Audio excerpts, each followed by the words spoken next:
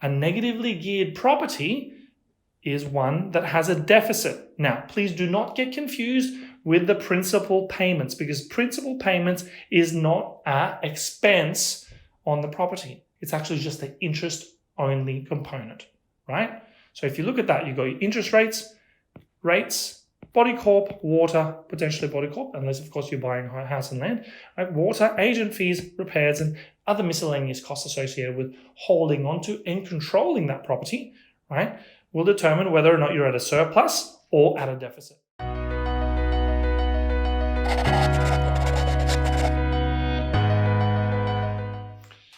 If you're in the market to acquire a property, and if you don't know where to start, this is the video for you, because today I'm going to be sharing with you a wide range of definitions and a bit of a property investment timeline, or a property buying timeline, right? If you can have a quick look at this, right, check it out. So we've got a few things that we're going to be covering off in fairly quick succession. So strap your seatbelts on and let's get into it. Right, so how does it look? Well, first and foremost, what you need to do is consider, well, are you going to be buying your principal place of residence or an investment property, right? Once you pass that, then you got to look at, well, what kind of borrowing capacity do you have available, right? Then you can aim to get a pre-approval, because in this current market, you certainly don't want to be doing your research when it comes to getting the right finance, right after you make an offer.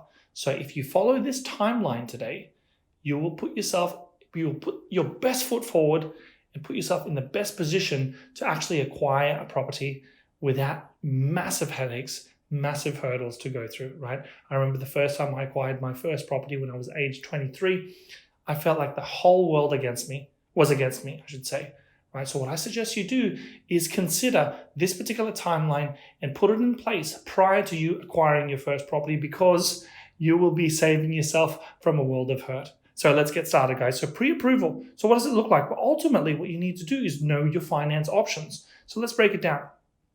So the first thing you need to consider is, do you want to go down the path of a fixed or variable repayments on your loan? Well, what does that look like? Well, the fixed, if you look at this particular graph right here, this is the repayments, right? Repayments, and this is over time. If you go down the path of fixing your loan, right, you can go as long as 5 years, I should say.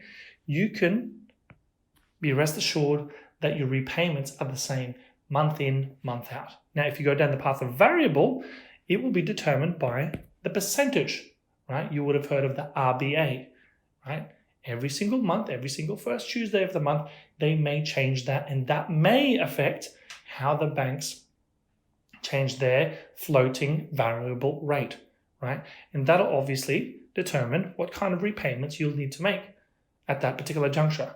So you got to ask yourself, well, is it fixed or is it variable, or maybe a bit of both, right? Something to consider as a property investor or someone acquiring your first home, right? So the next port of call is principal and interest versus interest only. Now, what does it look like? Well, if you look at the loan here and the y-axis and the time over the x-axis, what happens is you pay that principal off. What happens is over time, the debt gets lower. Now, if you go down the path of interest only for the whole time, well, guess what? The debt never goes away. So you've got to ask yourself, well, when is it right to go down the path of interest only versus principal and interest? Right? This is where the layers of complexity starts to kind of load up, because there are way too many variables to consider, especially if you're not aware of what your options are from the get-go. And that's why I commend you for coming along and watching this particular video, purely because if you don't know these things, you may get caught. And if you get caught by making rash decisions, right, signing a contract without getting organized, right? So the best thing to do is get organized, get on the front foot, be proactive in your approach, and make sure you have a smooth run at acquiring your property, right? The next port of call is looking at your deposits, right? That'll determine your loan to value ratio, whether or not you're going to be paying the LMI, which is a lender's mortgage insurance, and how much stamp duty you're going to be paying, right? So assuming you have a $500,000 property, right, and this is what you're trying to acquire, you've got a few options. So you can go for a 30% deposit, 20%, or a 10% deposit, or potentially zero if you use your parents, right? It's up to you as a personal guarantee, right? So that'll determine how much of a deposit you put down will determine how much of a loan you end up getting. Yeah. So on that $500,000 loan, let's run 3 particular scenarios. We've got a 30% deposit at a $350,000 loan, 20% deposit at $400,000, and 10% deposit at $450,000. Right? So what does it look like? Well, the loan to value ratio, the LVR, right? Loan to value ratio is 70% because the loan is 70% of what the value is. That's pretty much a calculation. It's a ratio, right? 80% is another one if you put in a 20% deposit, right?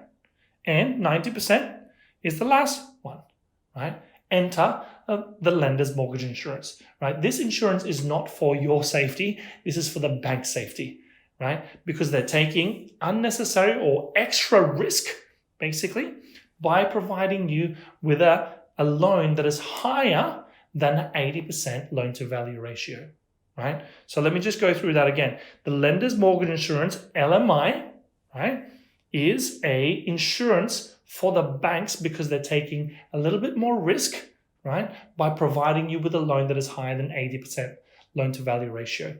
80% loan to value ratio is the sweet spot, right? So make sure to understand that bit of information right there, because later on, as you get more, I guess, strategic in your approach when it comes to property investing, the 80% mark is actually the sweet spot, right? Something to consider. And then the lender's mortgage insurance, when it's payable above 80% loan to value ratio, obviously, you're looking at around a 3 to 5% mark, right? Depending on how high the loan to value ratio is, right?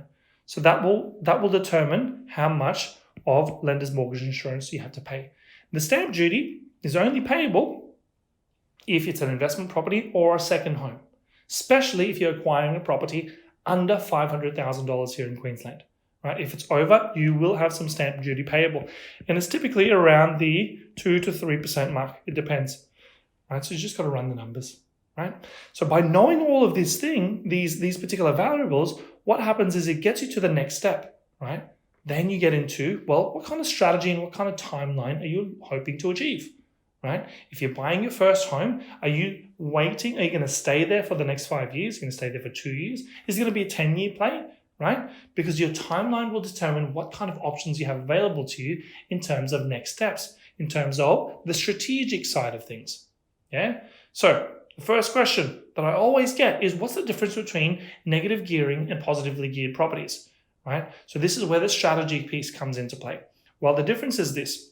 Once you take into consideration how much rent you bring in from your investment property, because it's always like gearing, negative gearing and positive gearing is always based off of your investment properties. Yeah. So when you acquire an investment property, you will either have a deficit or a surplus, right? A deficit or a surplus, right? Once all the rent has been taken in for the year, right? For the financial year, and all of the expenses have been taken off the rent, right? A negatively geared property is one that has a deficit. Now, please do not get confused with the principal payments, because principal payments is not an expense on the property. It's actually just the interest-only component, right? So if you look at that, you've got your interest rates, body corp, water, potentially body corp, unless of course you're buying a house and land, right? Water, agent fees, repairs, and other miscellaneous costs associated with holding onto and controlling that property, right, will determine whether or not you're at a surplus or at a deficit. If you're at a surplus, it's called positively geared property. If it's a deficit, it's negatively geared, and whatever that deficit is now tax deductible for you. It lowers your assessable income. So it depends on what your marginal tax rate is, depending on what kind of bracket you're on, right, will determine how much of a discount you're getting, right, is one way to kind of see it, to control that property.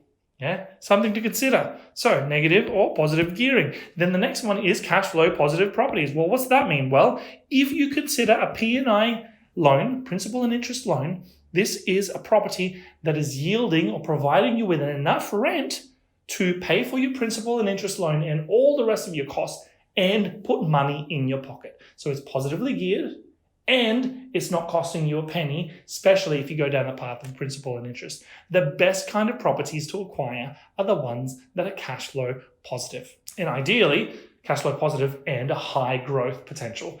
Right? Then you got to ask yourself, well, is it going to be a home that you're acquiring, a townhouse, or an apartment? Right? Pros and cons to all of them. You got to ask yourself, well, which one's best for your situation? Right?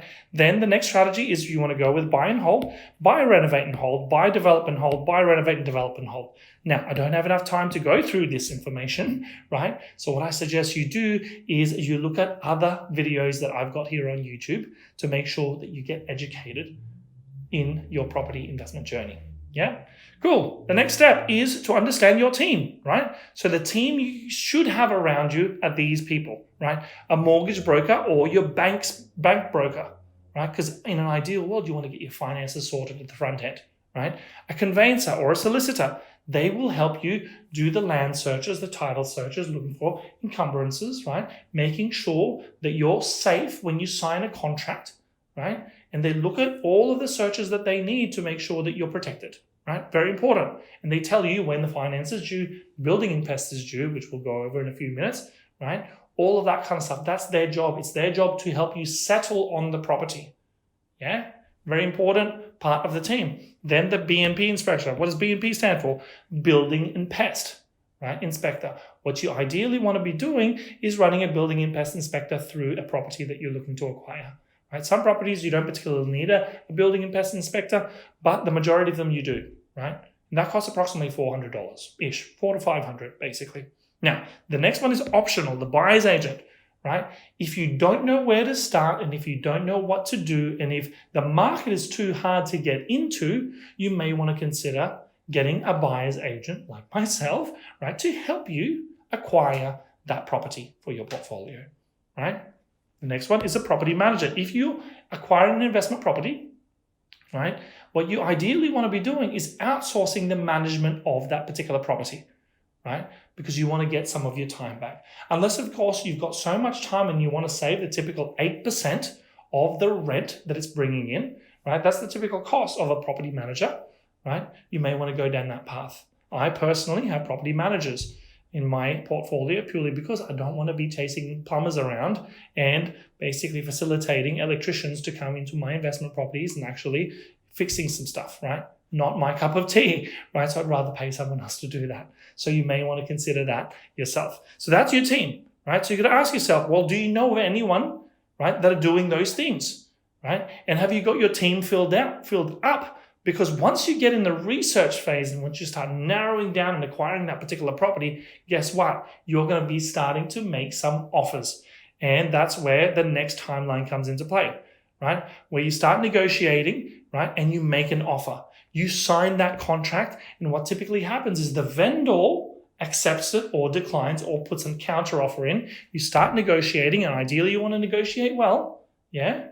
You make that offer, you get it accepted, and then suddenly, well, you got to know that you got to put some clause, you got to put some terms in there. Ideally, a 7 to 14 day building and pest clause, right? And a 14 to 21 day finance clause to make sure that you can get finance, right? This just covers your backside a little bit, right? These are the clauses that you may want to consider. And then over that period, once it gets under contract, right? Which means they've accepted your offer, right? Over that 7 to 14 days, you've got to get that building and pest done. And over that 14 to 21 day period, you need to get your finance sorted so that you can take to the next step, which is when it goes unconditional, right? And then what typically happens is you've got 14 to 30 days, right, before it settles, right? Settlement means they give you the keys and it's officially yours. Yeah? So that's the beauty of this thing. So let me run through the timeline once more, because sometimes it feels like you're speaking a different language here. And I get that, right? So what I'm trying to do is make it as easy as possible for you guys so that you understand the different kinds of terms associated with acquiring property so that you can get comfortable, right? You certainly want to be, you want to be calm, cool, calm, and collected when you're acquiring property, because you want to have the research and you want to get your ducks aligned in this thing. Because the last thing you want to do is you want to be making decisions under pressure and under a short time frame, right? That's the last thing you want to do. because you'll feel that the world is crushing in against you and no one will be there to save you, right? You need to line up everything, be proactive in your approach, and get there faster. Let me break it down. So the buying timeline looks like this. Ask yourself, is it a principal place of residence or an investment property?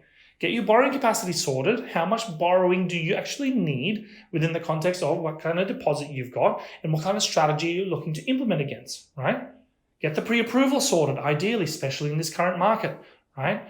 Put the strategy and a timeline in place. Make sure you understand all of that.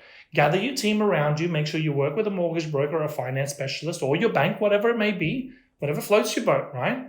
Get your conveyancer, building impact inspector lined up. Potentially work with a buyer's agent if you can't do the research yourself and you don't want to make a $400,000, $500,000, $700,000 mistake, right? And get an investment property or a property manager if you've got an investment property that you're looking to acquire, right? Then once you get on the negotiation phase, after you've done the research, obviously you honed in on a specific suburb, right? You make an offer, you get the contract signed. Suddenly, you now have a 14-day period for your building and pest, a 14 to 21-day period for your finances. Once those are sorted, you get a green tick, right? Happy days, it goes unconditional, right? And once it goes unconditional, you wait until settlement. And hey presto, you are an owner, a property owner, or you've acquired your second, third, or fourth property, whatever it may be, right? This is the beauty of understanding the rules of the game. If you know what the timelines that you're working with, you can easily move your way through it without panicking. Far too many people are panicking out there. Please make sure you do not be one of those people, because the last thing you want to do is inadvertently shoot yourself in the foot financially. Yeah. My name is Andrew David Courtney. I hope you've enjoyed this particular content. If you found some value out of this particular content, make sure you smash that like button and make sure to subscribe and ring that, or click on that bell so that you can get notified on my next videos. Thank you very much for your time. I look forward to seeing you on the flip side. See you very, very soon. Ciao.